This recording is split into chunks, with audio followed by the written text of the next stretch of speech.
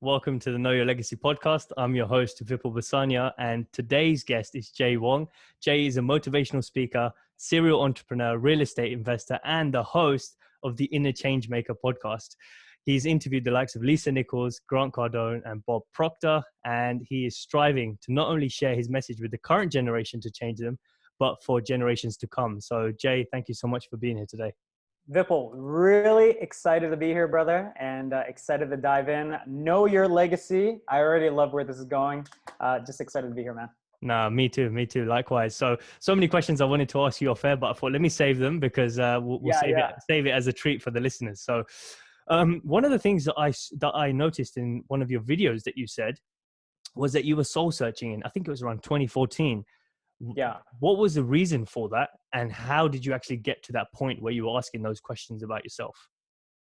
You know, that's a great observation. And I've talked about it in previous podcasts. But you know, maybe let's take this approach to it. For me, I feel like at that time I was probably having what most people would call like a quarter life crisis, right? I don't know if people have a quarter life crisis, but it's 24 at the time. Seemed like it's formidable to kind of say that. And, for me, the life I was living at that time, I had a pretty decent job, but I found myself Mondays through Fridays, literally I'm just going through the motions of life. And then every weekend, literally no joke, I would try to drown myself in alcohol and parties and drugs and, going to the next coolest event, and this was on repeat, so I'd have a really great job. Sometimes I'd travel to the US, sometimes travel to Canada. And it would be what business school, I came from a business school. It would be statistically successful. You know what I mean? It would be a really great success story to tell. They would probably hit me up a lot for donations for their alumni committee or what have you. And, for me, I just realized that every day that I was doing that, I was essentially saying no to my own gifts. I was saying no to what it is that I really wanted to do, right? I was saying no to how I wanted to spend my time. I was saying no to the things and subjects that I wanted to teach and explore. And after a while, I think in life, you come to these kind of ultimatums. You come to these forks in the road where you say, hey, you know what? How am I, who's the type of person am I going to be? Am I going to be this way for the entire rest of my life? Am I going to keep denying myself of the dream am I going to keep denying myself of what I think I know? And truth be told, I didn't really have this absolute clarity on what it is that I wanted to do. I didn't have the idea of the podcast. I didn't have the idea of the message around it. I didn't have the idea of what my legacy was. I didn't have any of those answers, but I just knew where I was today, back then, wasn't the answer. I know that it for sure was not this, and I got really fed up with it. I wanted to create some space between myself and the environment that I had created for myself, the friends that I was around, the network that I was around. That's kind of where, I decided that I was going to be in Shanghai for most of 2014. That's actually where I learned Mandarin. And that's actually where my soul searching kind of journey kind of took me on. Amazing. So it almost took you to be in a position where you were sick and tired of your life to actually ask the question of, is this it almost, there must be more to this routine that I've got myself stuck in. I think a lot of people listening are probably facing a similar thing. And I know I faced that in the past. And sometimes I go through days where I feel that even now, even though I feel like I'm doing the right thing, it's just like, when am I going to get to that next stage or that next level? Because you're always looking at where else you can go. But there's one thing you said a minute ago that caught my attention, is that you were denying yourself of a dream. What was that dream? So, to give full context around this, I spent most of my life being literally average, maybe good, at a lot of things. I got a lot of B's, never a lot of A's. I ran a lot of good times in track, but never quite made regionals and state level. I would, never get the girl that I want, but I would always have a date, right? So I always had these scenarios playing out in my life where I was just blending in. You know, I was just getting by. I was just coasting. And in high school, I got an opportunity. They did this kind of like open competition right when we graduated to essentially win the male valedictorian spot to speak at high school graduation. And at that time, it was like the cool, you know, I thought it was like the coolest thing, you know. And I was like, you know, my first talk ever is going to be at, you know, at the time I was living in the US. And so they do graduations, like it's like a really big deal in the US. So any Americans that are listening to this, they can attest for it. Like it's like a really big deal. And so my first talk was in Washington, D.C., Constitutional Hall, 4,000 people. You know, I'm 17 years old. I'm nervous out of my mind, you know, walking up with the two, you know, 3 sheets of paper that I had wrote the speech on.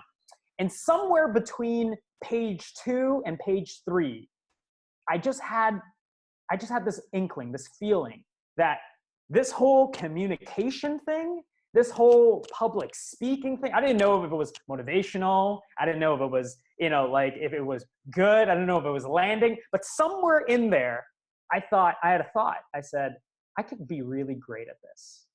I could actually be great at this. And I knew that this was 17 years old. Okay. And so when I say denying yourself of, you know, a dream, denying yourself of your gifts, you know, I tell a lot of people, you know, it sounds, a lot of people, they look at me, they you know, cause I'm Asian. I literally posted, it was Mother's Day a few days ago. I posted a picture of my mom. Someone commented, they said, Asians don't raisin, right? And I was like, oh, I never heard that. That's kind of funny. And so, you know, because I'm Asian, people, you know, they look at me, they go, oh, like you're like a little too young, right? A little too young to be doing whatever. And, you know, I think about it and I look back at my journey. I knew what I wanted to do. I had an inkling on what my gift was when I was 17, but it took me about 9 years of going through the motions, going to college, going to university, going to business school, getting decent grades, graduating, getting a job, right? Like going through the motions of what my teachers, my parents, what everyone around me would tell me that I needed to do before I came to a point where I go, hey, maybe I should bet on my gifts. Maybe I should look back at that 17-year-old kid. Maybe he wasn't so crazy after all, right? And so it took me, you know, almost a decade to kind of come full circle with it. But that's kind of what I mean is, you know, I think a lot of times we have an inkling at some point, some stage, right? We did some class somewhere, this little offhand incident that kind of maybe meant nothing, but we knew. It was that little spark in that one moment. You go, you know what? I could potentially do this for the rest of my life. And I might not do anything else. And I might not even go down as the greatest of all time, but you had this idea of I could be great. And it was that possibility there that I wanted to step into, that I wanted to explore further. And so that's kind of what I meant when I said that. So when did you actually step into that then? And how did you know which direction to step into, if you know what I mean? Because almost like, you know, if your life is in that position, you think, okay, I know I want to do something different, but what is the next step? How do you get clarity on how to make that leap? Yeah. So I feel like I've been asked this question a lot the last few years. And every single time I think about like my answer, I think about what to say. And you know, I don't think that there is like a perfect answer, but for me, I think you have to know yourself to kind of like know what works for you, right? And this is definitely not necessarily a prescription for anybody to go ahead and just follow. But for me, I put myself on about a 90-day test period, right? And so I said, hey, let's go validate my own thinking. You know what I mean? Just because I think I'm great, right? Does it resonate with anybody else? You know what I mean? It's kind of like when people are trying out for Britain's Got Talent or America's Got Talent or whatever. They're like, oh yeah, I've been told by my singing teacher that I'm the world's best, you know? And then they sing and they're like, it's not even close, right? And it's like, man, didn't anybody tell you that maybe you got to go work on your inflections or whatever it is, right? So that's exactly what I did. But in the beginning, no, I did not have clarity. No, I did not know about what a podcast was at that time. No, I didn't know how to get my message out there, right? And I think later on, we could talk about this. I think as great leaders and great entrepreneurs, it's actually not our job to figure out how. You know, it's not that it's not our thing. I know everybody's like, okay, I need to figure out how I got the notebook out. Jay's going to give me the 3-step framework and I'm going to work through the framework. Right. But the truth is, like, in the beginning, I just took massive action. Like, I took a lot of action. Here's what I mean. Okay. Because people are coming up with excuses all the time, right, on why they can't do certain things. So in the beginning, I thought, okay, I don't have no one knows who I am. Right. I've never created content and published it like in like an official type of way. So how do I get anything out there? So I figured, I talked to a few friends. Essentially, I boiled down that you need 4 things, right? You need a website, you need some videos, you need maybe a blog, and then a product, right? So if you have those 4 things, I think you could position yourself in some type of limelight, some type of way, right? Would you agree? Yeah, definitely. Yeah. So website took me 2 weekends. Okay. I watched 3 tutorials on YouTube, all on using Squarespace. And I watched them and I did it. Okay. 2 weekends, right? It took me about a month. This one took a little longer, to write an ebook. I just wrote an ebook on my experience of, leaving my life and going to Shanghai and learning Mandarin, overcoming fear. So literally like a 40 page ebook, right? Took me about a month, hired like an editor on Fiverr, what have you. Videos, never done videos before, but wanted to speak, right? I called my brother. I'm like, hey, I know you got that DSLR that we never used, that we bought that one time that we thought we were going to use, right? Bring that out. Let's charge the battery. Come on over. Let's do a video, And, I was like, I'm very good off the cuff, very good. And that first video took me like 50 takes and it was terrible. Okay. And I still have it up on my YouTube channel, but it was terrible. Okay. Let me get that straight. It was bad. And then the blog, I just took the video and I got the transcription as the blog. That was it. That was like a pseudo blog. I didn't even I was like, here's the video on this. And there's like transcription. And that was it. Right. And so I like duct tape this like thing together. It took me about 4 to 6 weeks. Okay. It took me 4 to 6 weeks. Took a couple weeks, looked into the contacts that I had. And I said, hey guys, I'm going full out. I need to speak to students. This is my audience. This is my message. Is there anybody, who do I need to connect with? Right. And at the end of the 6 weeks, guess what happened? At the end of the 6 weeks, I landed a speaking engagement for $250 Canadian, by the way, which I don't know, in UK pounds, that's probably like half of that. So it's like nothing, like it was like the nothing of nothing, right? But and people were like, you left your job for like this? Are you crazy? And it's like, oh my God, it's not because of the money, but what the money represented. The money to me was like the best $250 I've ever made, because it solidified to me to some degree that I could do this, like I could find a way to do this. I didn't know any of these things 6 weeks ago. And all of a sudden I'm like, I had to like drive to the engagement. You know what I mean? Like I had to pay for gas. Like probably by the time I got home, I like just broke even. You know what I mean? But to me, it really signified like a start. And so from there I said, okay, well, $250 is great, but like, how can I increase my impact greater? How can I increase revenue with this, right? How can I build an actual business with this? How do I build a community with this? So I think when you start doing things, one thing that starts happening is that you ask better questions, right? You ask better questions instead of asking the questions of, how do I do this? Or who's going to listen to this? Or who am I to think that I can do this, right? Or will anyone listen? Will anybody buy this, right? Instead, now you're asking, how can I make this sexier? How can I make this more compelling? How can I make myself a better communicator, a better speaker, a better storyteller? And I think when you start asking those better questions, that's where you're going to start getting more traction. Yeah, it seems like you just, it all started from you taking action, and then the one thing led to the next, and then it led to the next. It's almost like a building block, and each step that you were taking, it was just taking you further and further down the path. And there was this, I was having this conversation with a friend of mine, and we were talking about how, people are stuck in fear because they can't see the next step. Like, what do I need to do? And I need to see everything clearly before I can make that next step. And the image that came to mind was just the journey, the path is like you're walking down a road that's full of thick fog. We've all Mm, walked through a fog. You can only see the next step when you actually walk through the fog. You can't see it otherwise. And that's exactly what it's like. You have to have the fearlessness to take that next step so you can see what comes next. You're not going to be shown it all at once.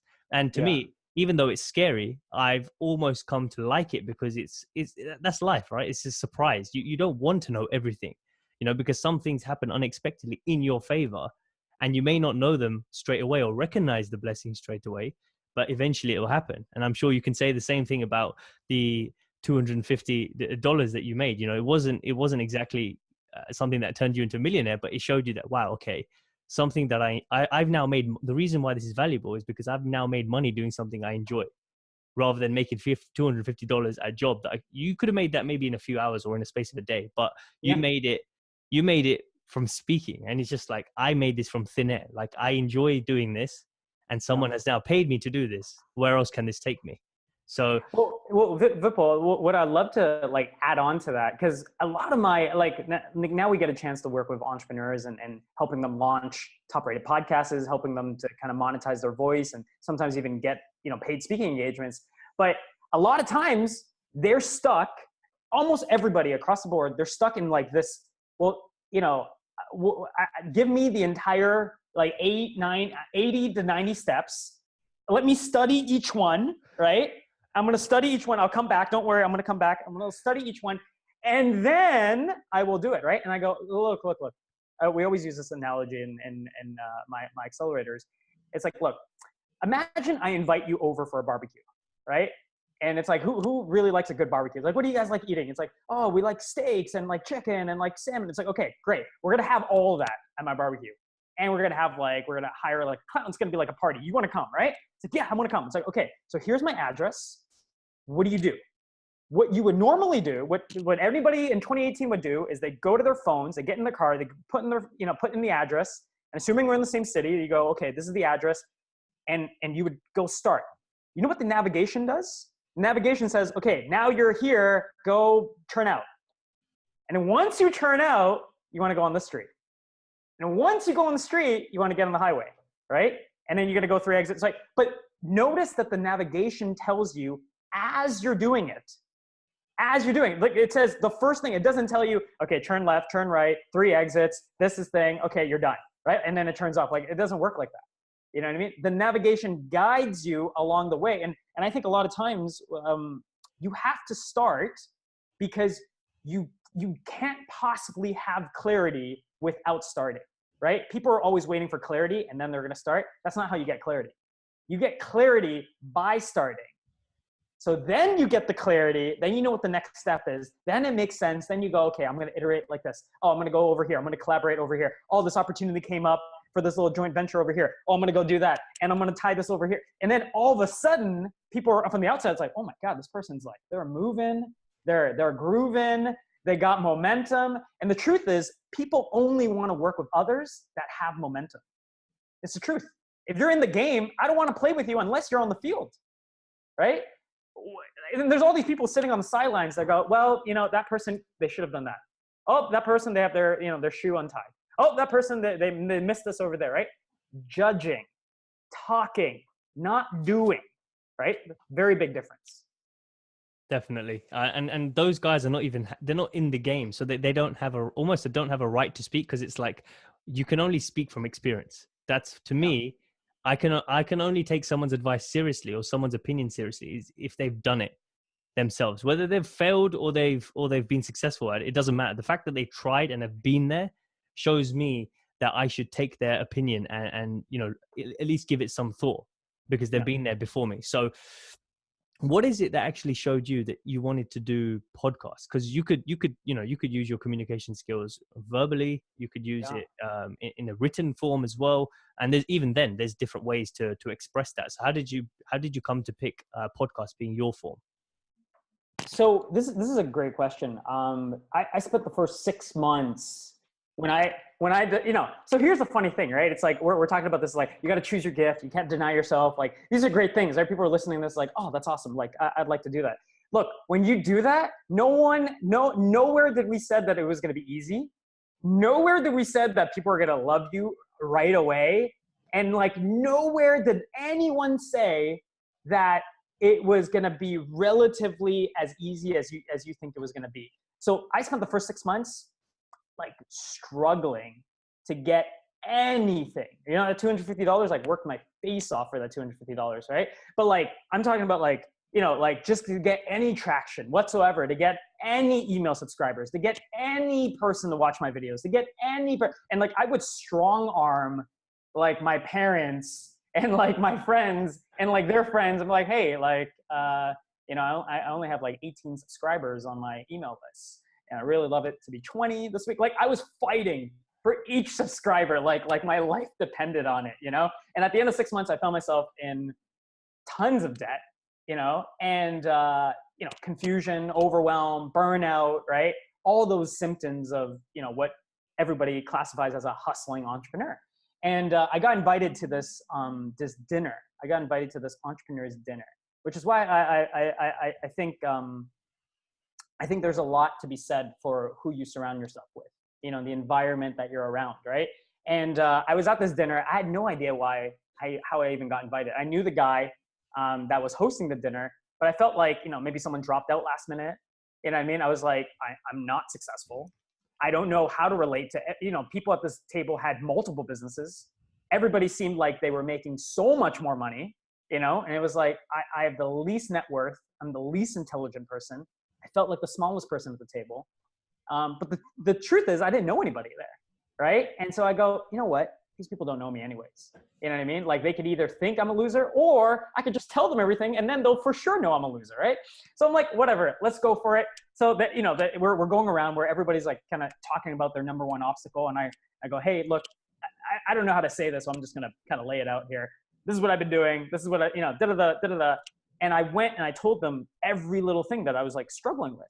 And the table, to my surprise, I thought I was going to get laughed out of the room. To my surprise, the table literally, you know, they were coming up with ideas. And one of the ideas, the principle was that you need one. You ever read The One Thing, right? Yep. By Gary Keller, yep. Right? Very, very famous like business book. It's like, if you just focus on like the problem with all, even if you don't read that book, but if you read like Essentialism, Greg McKeown, I've had both those authors like on my show. And the reason why is because if you pick one thing, just one medium, and you focus on one as like a center piece, as a hub, then everything else could come from there. The reason I wasn't finding success in my first 6 months is because I was trying everything, right? I got to do a bit of Pinterest. I got to do a bit of Snapchat. I got to do like, you know, an hour on Instagram. I got to do an hour on LinkedIn, and I got to do an hour. Like, I was like, how could you even imagine that you're going to be successful? Now that I even said that out loud, it seems ridiculous, right? And so I thought, oh, okay, like what could I choose as that centerpiece?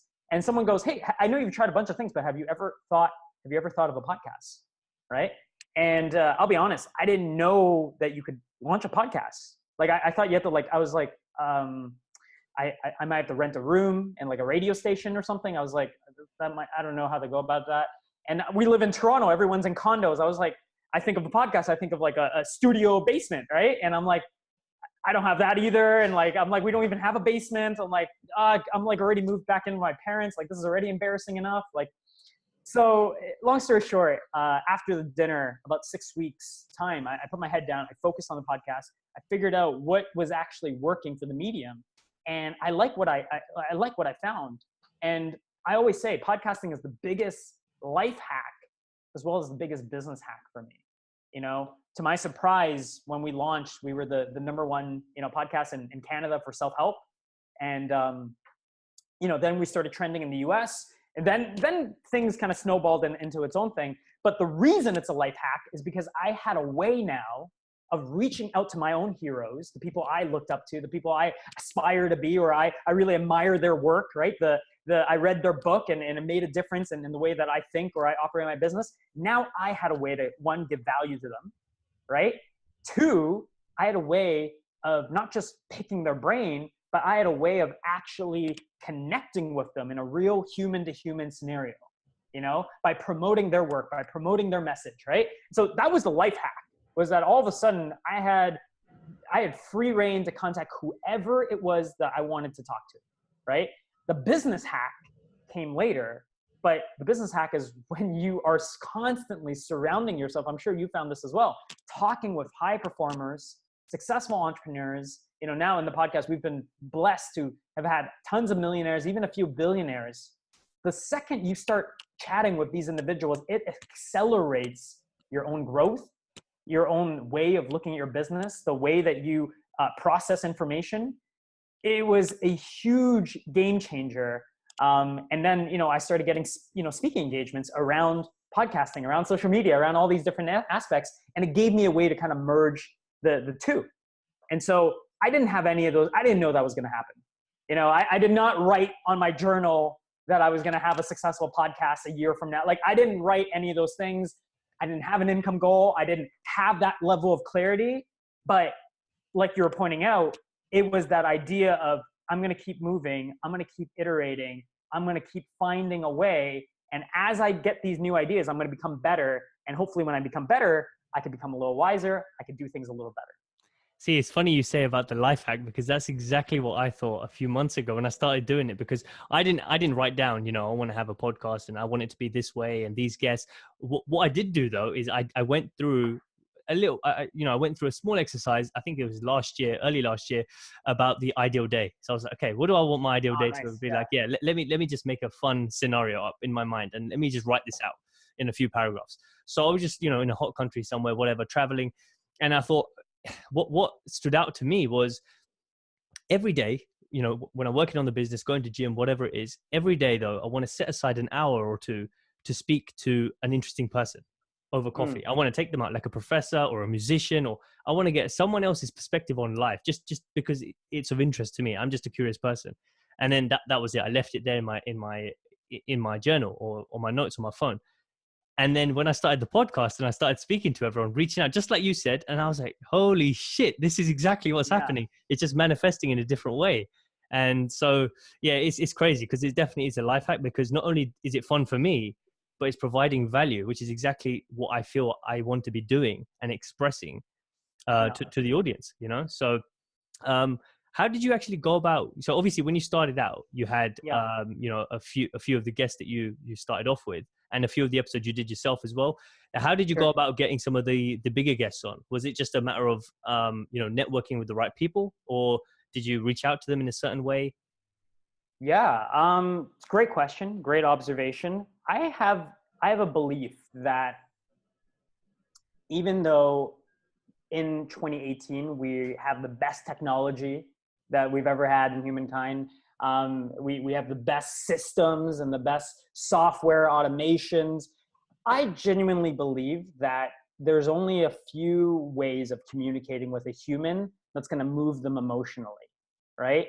And if you get someone in a robotic state, and everyone has probably been there, right? Where you had a conversation and like, it's practically as if you didn't have the conversation, right? You both say certain things on cue.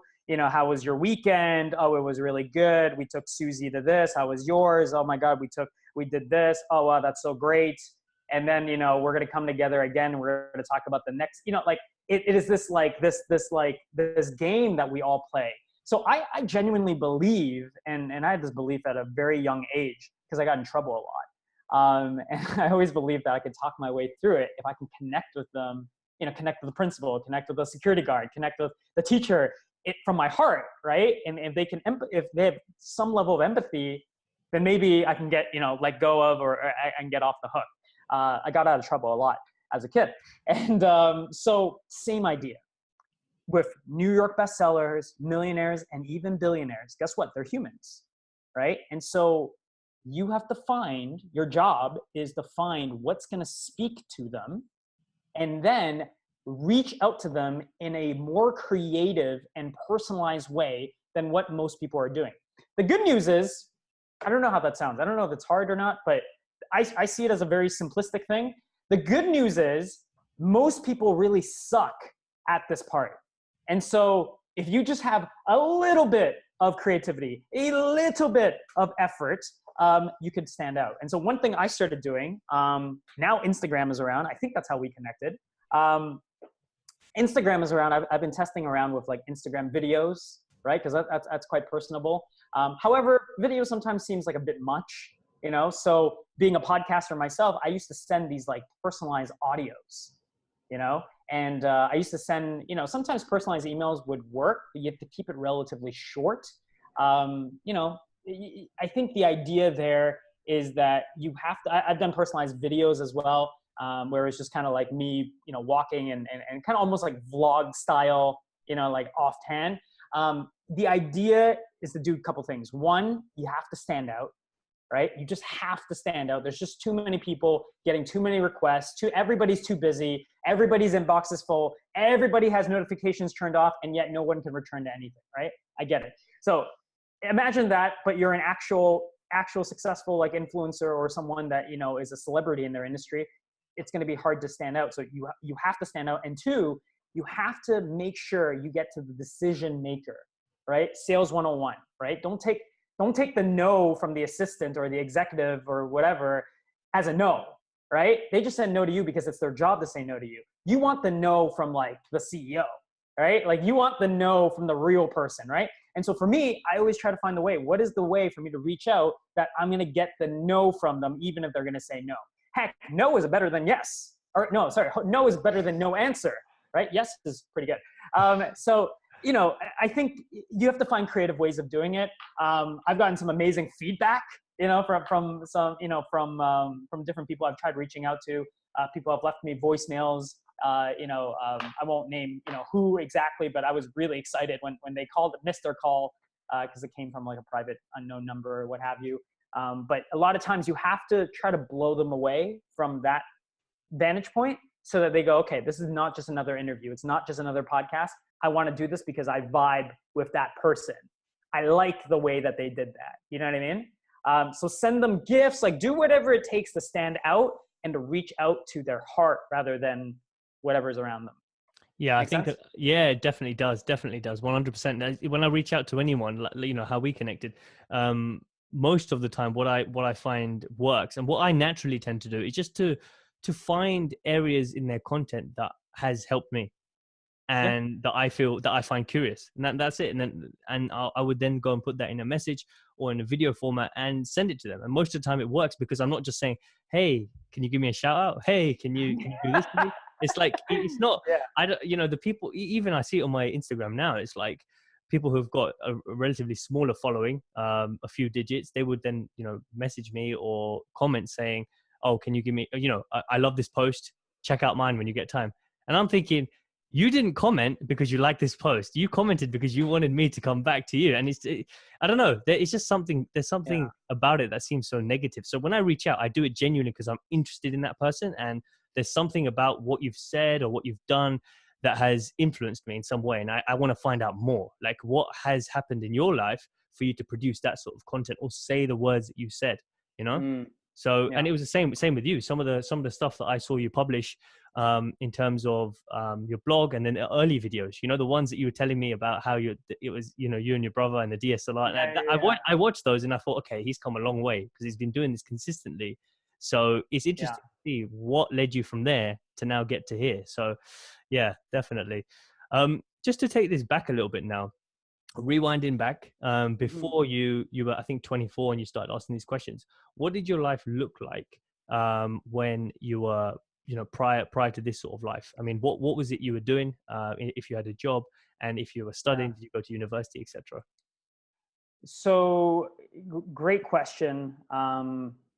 You know, like I said, I went through business school. You know, the reason I went there was because I didn't exactly know, even though I told you I knew what I wanted to, you know, I figured out my gift at 17, but, you know, unfortunately there was no major called public speaking, you know what I mean? And there was no like kind of set course that you can kind of do. And my parents had also, a year before then, they had declared bankruptcy on one of the businesses that they were running.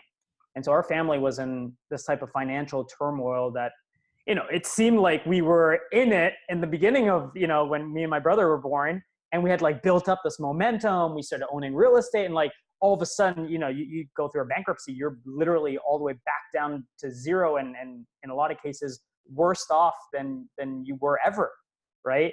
And, you know, I thought I'd go to business school because if I could figure out how to maybe make money, then I can avoid future bankruptcies, I'm just thinking like maybe I could provide for my family, right? Maybe I could figure out this whole money thing and provide for my parents. They sacrificed so much for me to be here.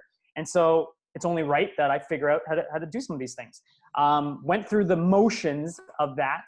And, when I came out, I was fortunate enough to get a job working at a company called Strategic Coach. And this is pretty vital. For people that don't know Strategic Coach, they are a coaching and training program for high net worth individuals. And it's the training ground for literally, people that are making 7, 8, 9 figures to legitimately not just become billionaires, but to operate a business to impact a billion people. Dan Sullivan is the CEO and founder of the program. He was one of my kind of early mentors. I was the youngest person in the company. And, the question that a lot of people ask is like, oh, were you ever like born an entrepreneur? The answer is no. I wish I could tell you like all those cool stories of like, oh, when I was like a kid, I like sold things and like garage sales and had like a lemonade stand and had like newspaper. Like, no, like it just wasn't like, I didn't have those experiences. I wasn't necessarily drawn to, do business from the very, very beginning. But one of the gifts of working at a place like Strategic Coach is that my own clients that I was assigned to, these were, successful entrepreneurs in their own right. And they were not just looking to dominate their industry. They were looking to make some level of a global impact. And if I had to be honest, they made a huge dent and they, through osmosis, through hanging out with them, right? Like they made me look at my own life, my own gifts and said, what am I doing to create some level of an impact for the world? What am I doing to, be able to serve people at my highest level? What does that even look like, right? What is unique ability? What is genius? What is all these things that all of you seem to be so dialed into, And so I wanted to do what they were doing. I wanted to go out and build the business and I wanted to be able to tap into my own genius and I wanted to be able to impact people. The problem with that is that I didn't know how. I got stuck in the how of knowing things. And, that's kind of when I made a decision. I made kind of like this list, talking to Jarek Robbins, Tony's son, a couple of years ago. He said, you made a live it list, like a live it list, not a bucket list, right? And I said, what's a live it list? And he goes, you put out all the things that you wanted to accomplish in your life, right? The things that you wanted to do. You wanted to speak on stage. You wanted to, maybe have a book one day, run, multiple companies. You wanted to have a positive impact. You wanted to, like big goals, you know what I mean?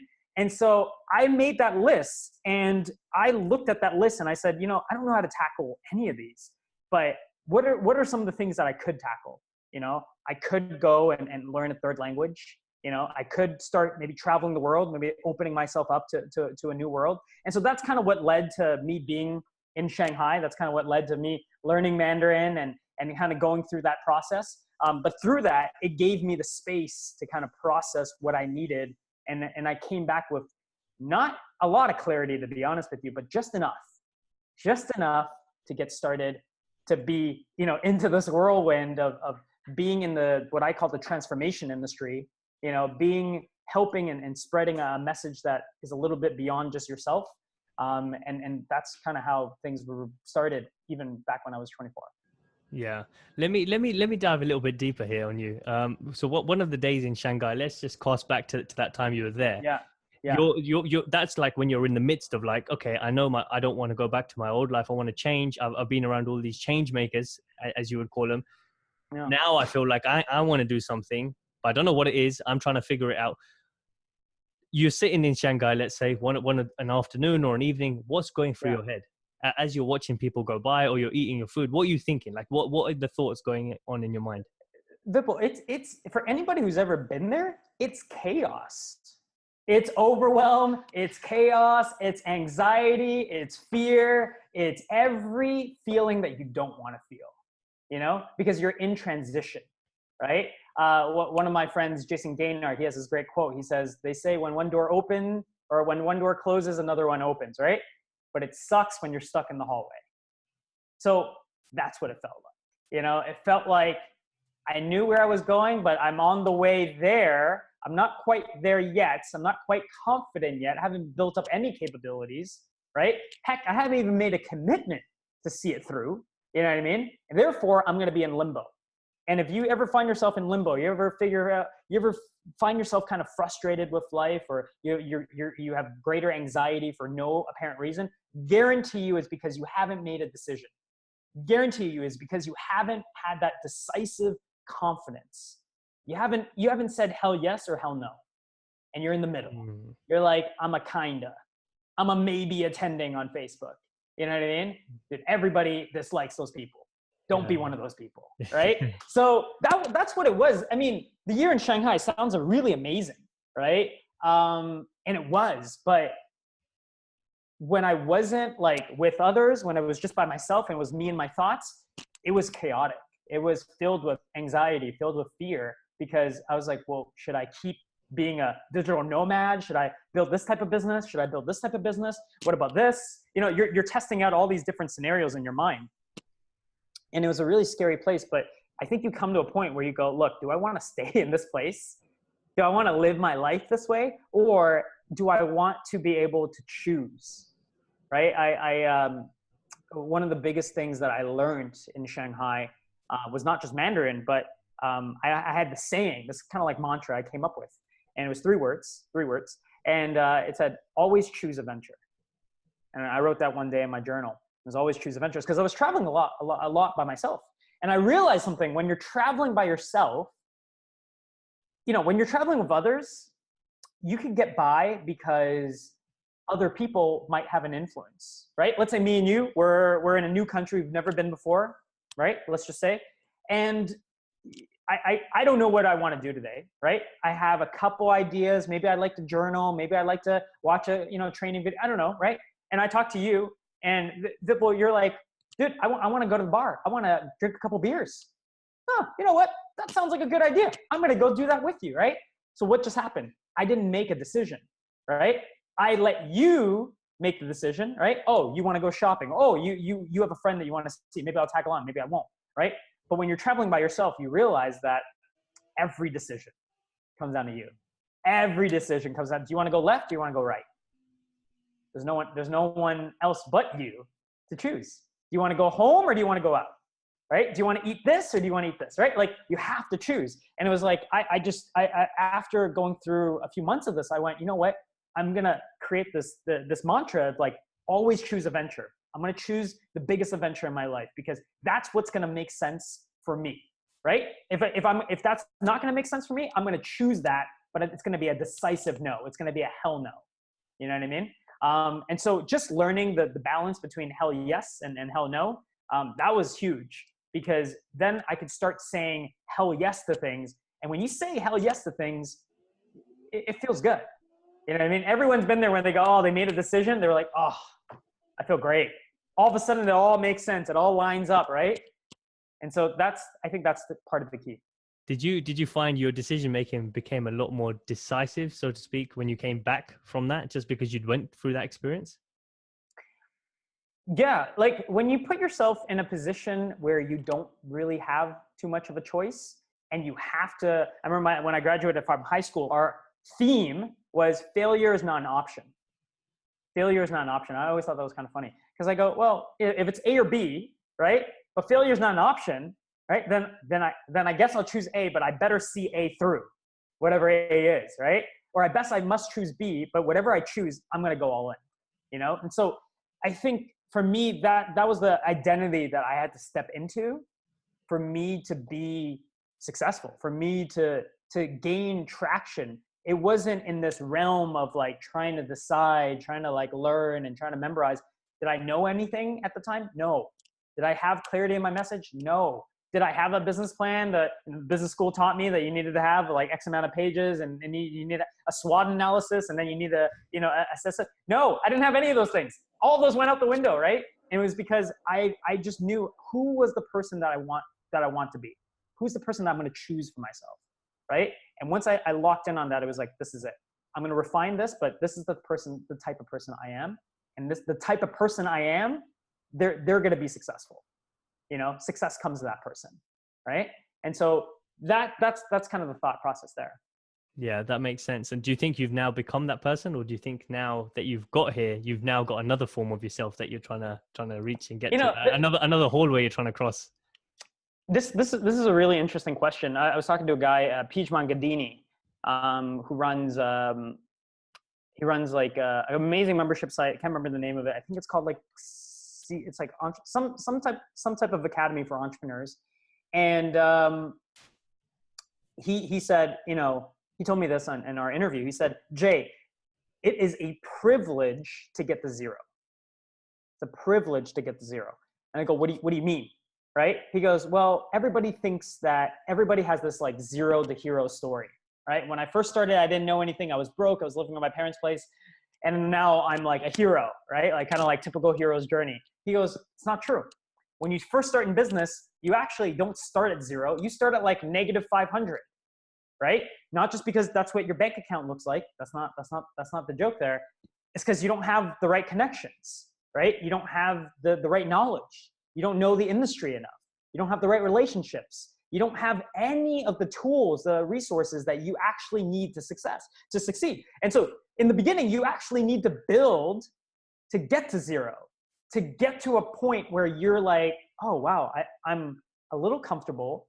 And now I have the tools and resources to see what it is that I actually want to build, right? And so for me, I think I'm just getting to zero. You know, I feel like I'm just getting to zero where I have that greater clarity in terms of seeing what is the next 3 years, 5 years, 10 years, what is that going to look like for our brand? What is that going to look like for our community? What is it going to look like for the people that we work with, that we are ultimately going to be able to help and impact through our work, through our content? What does that look like, right? I wouldn't have been able to answer any of those questions if you would have asked me 3 years ago, right? So I think it's a bit of a privilege to be at zero, you know, to have that kind of like, oh, I have more clarity, I have more confidence in what I do. I don't think you have that in the beginning. I don't think you should expect that, right? But I think you should step into a person that is confident. You know, whoever it is that you think in your mind, when I say confidence, you're like, oh, I think of this guy. You know, it was like, oh, he was like so cool in high school, and like I think of this person, right? Or I think of this reader, or this fictional character. Or I think of, you know, a Marvel superhero, whoever it is. Okay, just like step into that person's like, what would that person do? How would he approach it? You know, how would he or she like move with it? How would they solve this problem? You know, would they be in the car crying and wanting to quit? Maybe, but then what would they do next, right? So like, I love what Joe Rogan said. I think he boiled down personal development into like a couple sentences.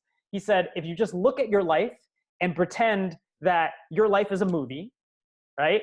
And we are in the opening credits of the movie where you're the loser in the movie, you know, with like the apartment being like untidy, like the landlord like knocking on your door for the 4th time, and you're like, I'm sorry, Susan, I'm not home, you know, like, and you know, like you just got fired from your job, your fiance just left you, you know, you're overweight, right? Like everybody knows that movie that starts there, and you're that person right now, whether it's true or not. And you have to now be the main character of your movie. You have to live your life, and you have to figure out how to be the hero of your movie. You have to figure out how to be the hero for yourself. Figure out how to be the hero for others around you, right? I think that's what legacy is around. It's not about the statue that they're going to build at the end of your life. It's the person that you become throughout this process so that you can impact those closest to you. It's funny you touch on that now, because the next thing that I wanted to ask you was, you know, what you've said in multiple videos and what's written on your website is legacy over currency. Break that down for someone who's hearing that for the first time, maybe. Yeah, so I think in our world, we were talking a little off screen right around this, right? And you were mentioning a few businesses that you had started. You know what I mean? And I think a lot of people, when they first start in entrepreneurship and building businesses and online and offline, whatever it is, they do things because it's convenient, one, or they think it's the quickest way to make money, right? And they're under this illusion that the more money that they have, the more freedom that they're going to have, right? All those decisions ultimately end up creating some level of resentment, right? Is it true? Could you do it? Sure, to some degree. Legacy over currency is the idea that you are thinking a little more long-term than those individuals. You are thinking in terms of impact, of the legacy that you want to leave the people around you, right? It doesn't mean that you have to be some crazy influencer. It doesn't mean that you have to have 1 million subscribers for you to be deemed successful. Heck, maybe you just do all these interviews and create content for just your kids, just for your grandkids. You know, imagine the world they're going to live in when they can look back and see grandpa and grandma were going through some trials and tribulations of their own, and how they were able to surmount those, right? It's living by example. It's by doing that you're showing the people around you what it means to be a change maker, a leader, an entrepreneur, someone that, you know, actually has some level of influence. So when I think about legacy over currency, it's choosing that. It's actively, right? Always choose adventure. It's actively choosing the long-term play, to know that it's a long-term game, you know, to not just pick short-term revenues, to not just pick the next shiny object, to not just pick what's easiest, but to choose to do what's hardest. Yeah, for sure. And I think that all comes about when you start asking the bigger questions of yourself. And it's funny you mentioned about the shiny objects, because I literally made a few-minute video on that just last week. And Yeah. it can easily be done, you know, because you're going down such a hard path. Let's say you've made a decision that this is what you want to accomplish, this is what you want to do. And then as you're doing it, you realize, okay, the naivety is starting to you know, go away. The confidence, the motivation is starting to go away. I'm starting to lose clarity of what I need to do just because it's taking longer than expected. Oh, but this thing works. Oh, but this guy's making 10 grand a month from doing this. Maybe that works. And then you get into a cycle of trying new things just because the next person is being successful from it. And something that one of the guests said was really profound but simple was, everything works, but everything might not be for you. Everything works because there's authors out there. There's people who've got Amazon business, an eBay business, a podcast, but it might not be the right thing for you. And someone was asking me more from a perspective of a student. She was also almost saying, like, you know, I've got this blog, I'm just graduating, I enjoy writing, but someone suggested I should do a podcast, but I don't know if that's the right thing for me. And I said, look, you should do what comes naturally to you. And the only way you're going to figure that out is if you try. If writing comes naturally to you and you enjoy it and you come away feeling, you know, energetic after doing it, and it's effortless, then do that. If a podcast feels like you're struggling to ask questions, you don't know what to say, you're nervous, like you'll know after the first episode, even if you're shit and you come away mumbling and stuttering, don't know what to say, but you come away feeling energetic. That's how you know you want to come back to it. Because I'm sure that's how you were after your first video or podcast. And that's how I was after my first few episodes. I was like, shit, what do I say? What do I look like in the camera? Am I saying my words correctly? Is my hair right? You know? Yeah, exactly. But I wanted to come back. For some reason, I was like, I want to have another conversation and another conversation. And then your confidence just builds in that area. So no, what you're saying is true, definitely. And I think when we start thinking long-term about our lives, and it becomes more about legacy and what we want to leave behind, rather than looking at numbers on a screen, because that's essentially what money is. It's literally numbers on a screen that are just printed out by the bank. And it doesn't mean anything. That's why the other businesses you mentioned that we were talking about off air failed, because I was just looking at how can I increase those numbers? But there was no meaning to those numbers. Like, it didn't contribute to the world in any way. It might have contributed to my pocket, but it left me feeling empty almost. It's like, where is this actually going? Like, what's actually going to come of this? How is the world going to be improved because I started this business? So from all of that, and, you know, the mindset you've now cultivated, what are the questions you find yourself asking now? It's a great question. Am I in my genius? Am I operating within my genius? That's, I think, the biggest question I always think about, right? As we're growing, as we're building teams, as we're building systems, right? Should I be the guy building systems? Probably not. Should I be the guy hiring? Probably not. Do I think I could do it? Every entrepreneur is going to say yes, right? You know, should I be the guy designing the Facebook ad in Canva? Probably not, right? So I think there's certain things like, look, I could have asked that question to 100 different entrepreneurs, and they're probably going to say yes and no differently. You know what I mean? I think you have to understand, on top of everything that you just said, you have to ask yourself, what is your genius? Not what you're passionate about, right? People are always like, do your passion, you know, like pursue your passion, right? Of course you need to be passionate, right? Of course. Like, I don't understand why it's something that it's like a must have. Like it should be like it should be a status quo thing. Like it should be implied that you are passionate about the thing that you're doing. However, I don't think you should do your passion. You should do whatever it takes. Distinction, okay? But here's the thing, you should do whatever it takes to be operating within your genius. And so how do you get clarity around your genius, right? Like how do you get clarity around that? I think you need to really survey the people around you. You need to survey the 10, 15 people that you trust their opinion of, that maybe have seen you in different elements and seen you in different lights, and say, hey, like, look, I really respect your opinion. And I want you to give me like a straight answer.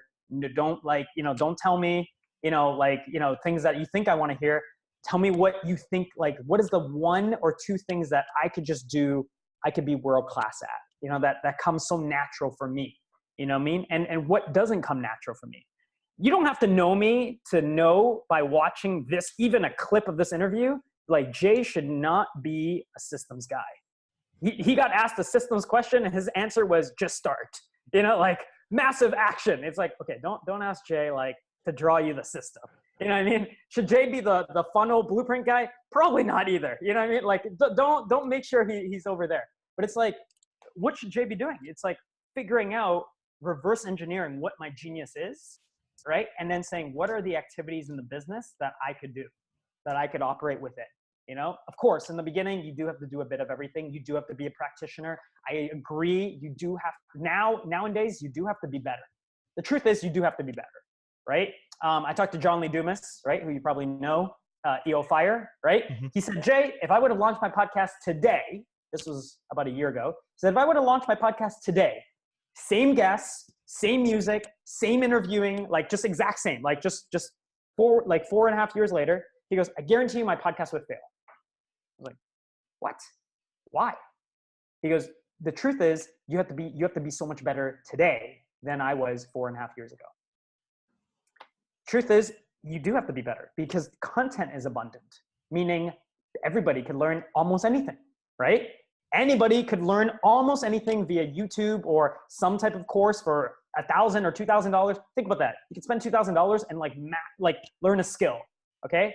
It's not about the skill. It's not about the content. People don't pay for content. People pay for the application of the content, right? And so it's the application of the content. You marry that with your genius, and that's what you're creating into the world. That's your unique selling proposition. That's your unique edge. It's your unique advantage, right? A lot of people do podcasts, but why is it that, some podcasts stand out and most don't, right? A lot of people do Snapchats or Instagram stories, or a lot of people do these. Like, you have to figure out what speaks to your genius, what speaks to you, and that's ultimately how you're going to have to figure that out.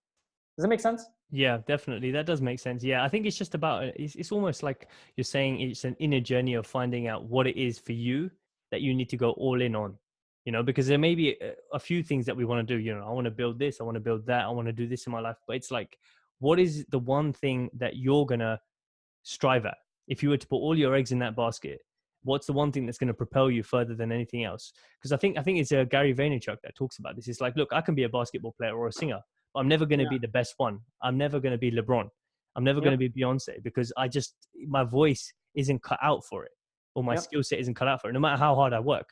But being an entrepreneur or a business owner, that's something that he would strive at, because he did have those stories that you were talking about, which you lacked, that we didn't have, which is starting the lemonade stand and selling baseball cards, etc. So it's just about finding out your inner legend. That's what I call it, because this whole podcast is about legacy and becoming a legend at the end of your life in whatever it is that you've chosen to do. And the inner legend is your gift. That thing that you need to figure out. And I think most of our life is just spent just doing mindless stuff, because we're too stressed about figuring out what it is, and the fact that we can't figure it out. And then all of these things like bills and family problems and friends and girlfriends and all of these little things come along the way, and they just distract us, and we think, oh, fuck it, I'm going to focus on that instead of focusing on what is inside of me. And so any few minutes we have, we panic because we think, oh shit, I don't know what to think. Because I know I've got this internal dialogue going on, but I need to distract myself because I don't want to think about it. It's too stressful. But once you do, you definitely start to feel like you're in flow, and the next door starts opening up. And I'm sure you've witnessed that and experienced that as well. You know, the next door just opens naturally just because you're living in alignment.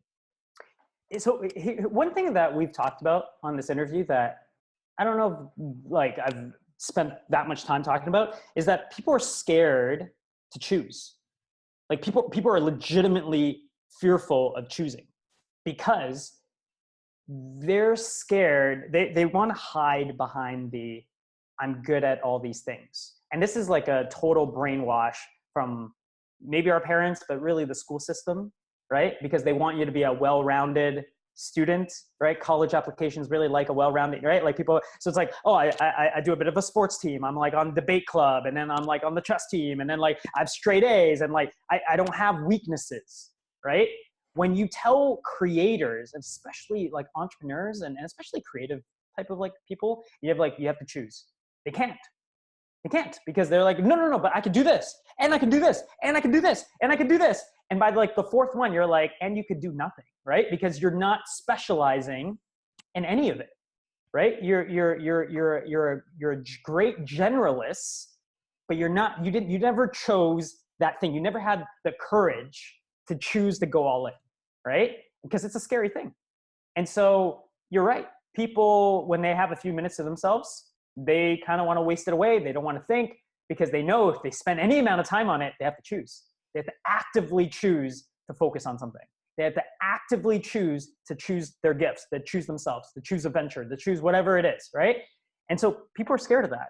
And it's not an easy task, but for those that do, and it's been recorded over and over and over again, for anybody, like even looking at how Instagram was built, you know, and without going into all their stories, like they were trying to, you know, they had a startup, they were trying to be everything to everyone, right? They realized this one little portion, this like little stupid little filter thing that they had on their giant app that they tried multiple times to iterate, it was the only thing that people liked.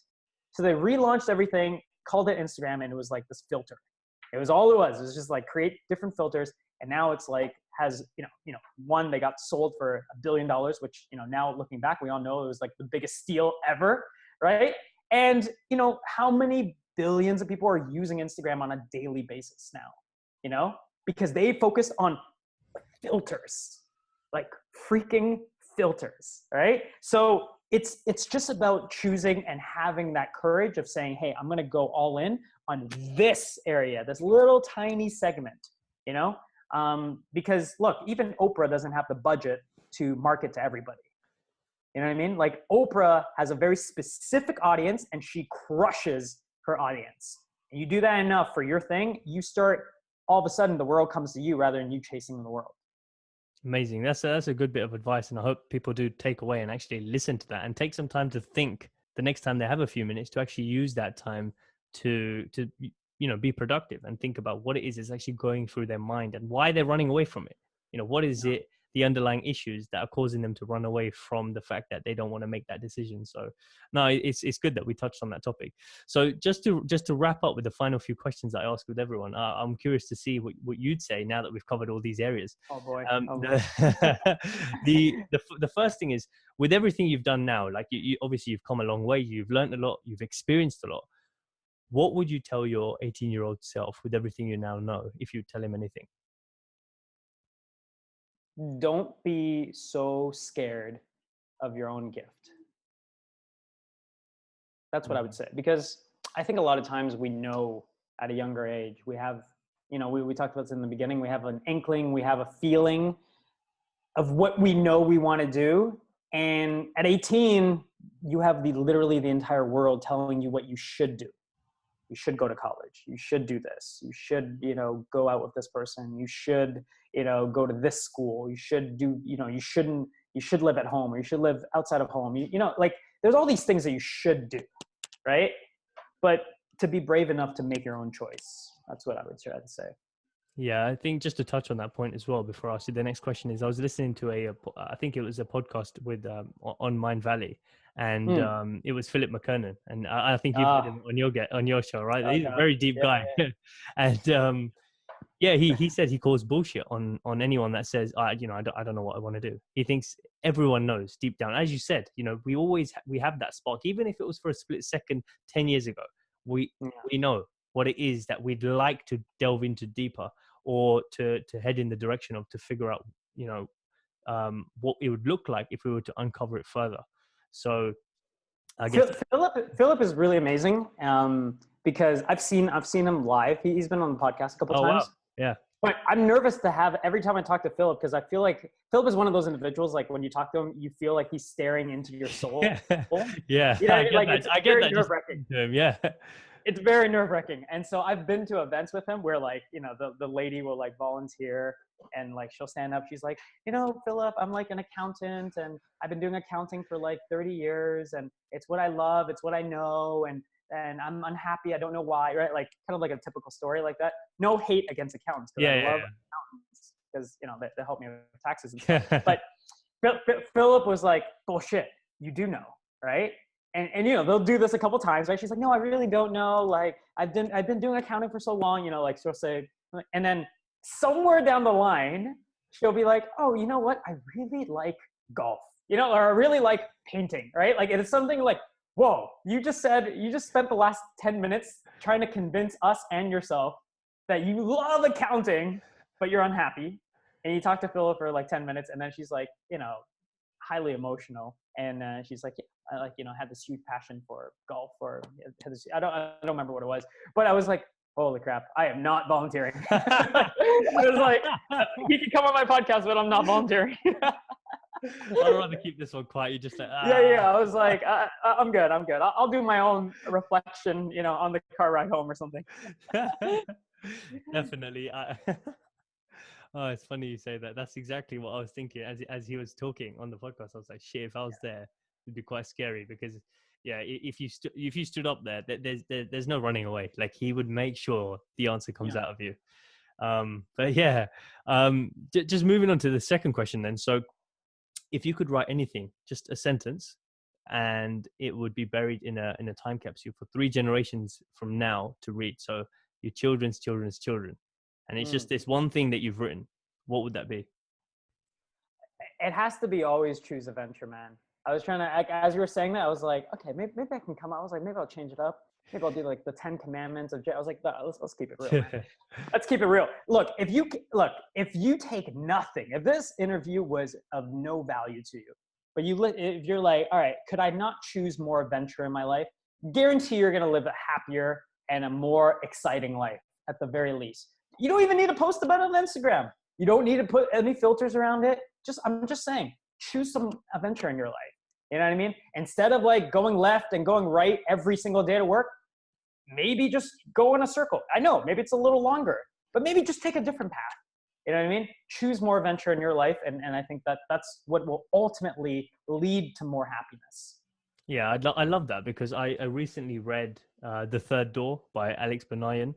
And it's one of the, I've got it here actually. It's basically one of my friends who sent me out that book. He went on a journey to meet, Lady Gaga, Warren Buffett, all of these massive entrepreneurs and celebrities, just to learn from them. And coming out of university, the book's going to be released next month. But one of the guys that he reached out to become his mentor was Elliot Bisnow, and he was one of the guys. He's basically an entrepreneur who started the Summit Series, which is like a massive conference for world leaders and entrepreneurs in a crazy setting, like an island or a cruise somewhere. And one piece of advice he gave Alex, which really stood out to me, was similar to what you said: is adventure only happens to the adventurous. And I love it. It makes sense. It's logical, right? I mean, only if you choose to do the crazy thing will you put yourself in a situation for crazy things to happen. You can't expect your life to be a dream if you're just sitting on the train commuting every day, taking the same left and the same right every day, hoping that something happens magically, Yeah. So yeah. that definitely stuck out to me when you first said the quote that you said about choosing adventure. So yeah. It's honestly, if I can boil it down to one word, choice. To choose, right? It's choosing adventure, choosing your niche, choosing your medium, choosing your modality, right? Like it's an empowering thing, So I think that's a very important distinction or else you're just going to go through the rest of your life kind of stuck in a lot of hallways. You know what I mean? Kind of I'm kind of in, kind of out, have a little safety here. You know what I mean? Like, it just doesn't work that way. Definitely. No, I agree 100%. So the last question that I think we're both passionate about. So you're 90 years old now.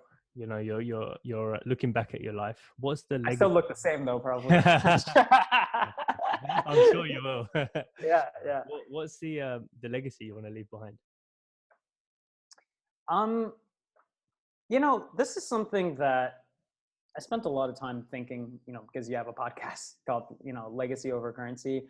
I think for me, I've just dedicated my entire life to helping people become the best versions of themselves in the moments in life that actually matter, you know?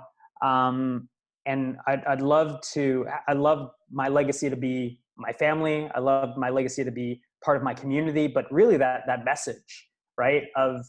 For everyone to step into the best role, the best leadership role that they can for those around them. And a lot of people debate me on this, right? They're like, not everyone are leaders. Not everyone's a natural leader. I'm like, we're not talking about natural leadership or anything. I'm saying, could you not be your best self, in the moments that actually matter, and there's some moments that require you to be quiet. There's moments that require you to stand up, to maybe grab the mic, even if you are scared. There's moments for you to share. There's moments for you to listen, and it's to have that understanding. It's to know what is the best of you and how you can deliver it, right? It's to tap into your genius and say, hey, this is how I can ultimately serve the world. It might be different than how it looks for me. It might be different than Vipul, and it might be different for me. And it might not be Philip McKernan. It might not be Grant Cardone, but somewhere over there, you're going to have your thing, So I'd love to, I'm just grateful to, have the opportunity, the platform to be able to share with your audience and you, but to ultimately be able to impact the world through that message. Yeah, I completely agree, and I think you're well on your way to doing that. With all the content that you've shared, the energy and the vibration you put out as well. Most importantly, because when people listen to you, they hear you and they see you, they naturally feel like, just the way I felt, just naturally feel enthusiastic and uplifted. And so I'm sure all of your listeners and this audience now will feel exactly the same way. So on that note, thank you so much for taking the time to be here today. It's been amazing, man. Lots of fun. Yeah, well, hey, I really appreciate it. And I hope everyone listening to this, if you got any value out of any of this, right? I know Vipul is doing an amazing job. It's like 11 p.m. where he's at right now.